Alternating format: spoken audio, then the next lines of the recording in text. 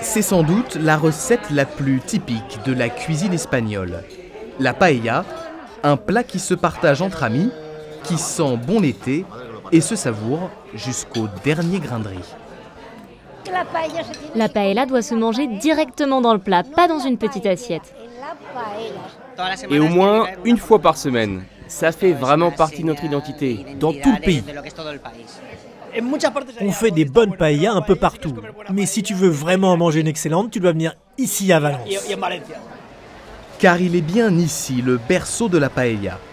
Au marché central de la ville, tout le monde connaît la recette, ou plutôt sa recette. Et l'on comprend très vite que pour les Espagnols, le sujet est sensible. C'est vraiment un thème qui prête à controverse. Aux dernières nouvelles, on ne met pas de chorizo dans une paella. Non, non, non, pas chez moi. À Madrid, ils te mettent du poivron dans une paella valencienne. Quelle hérésie! Il ne faut jamais faire ça, jamais! Mais alors, quels sont les ingrédients indiscutables de la paella originale? C'est un plat qui est né à la campagne. On y mettait ce qu'on avait dans les fermes. Et qu'est-ce qu'on avait? Du poulet et du lapin.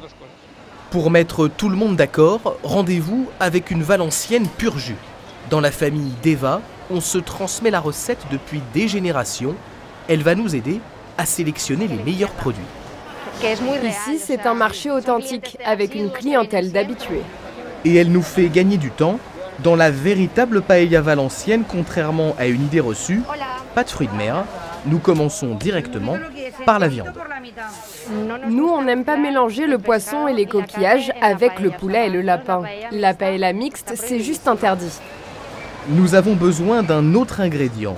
Bien dosé, il fera toute la différence, le safran. Avec tout ça, on pourrait faire 1000 paellas. Quelques brins suffisent à donner cette couleur jaune si caractéristique. Avec juste une pincée, son arôme se libère et vous sentez la différence.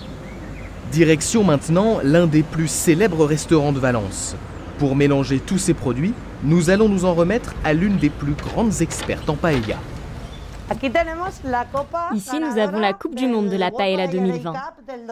Maintenant, suivez-moi et je vous donne quelques conseils si vous voulez essayer de la gagner, vous aussi, un jour.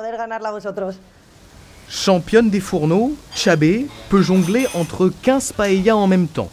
Et à chaque fois, le même rituel minutieusement répété. Ce que l'on fait, c'est ajouter des saveurs. L'ordre est très important. D'abord l'huile d'olive, puis le sel, la viande, les légumes, et on termine toujours par le riz.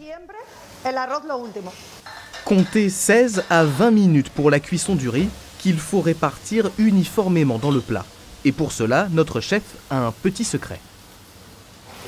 Il vaut mieux lâcher la spatule et prendre 2 serviettes dans ses mains pour remuer tout doucement comme cela, pour ne pas éclater les grains.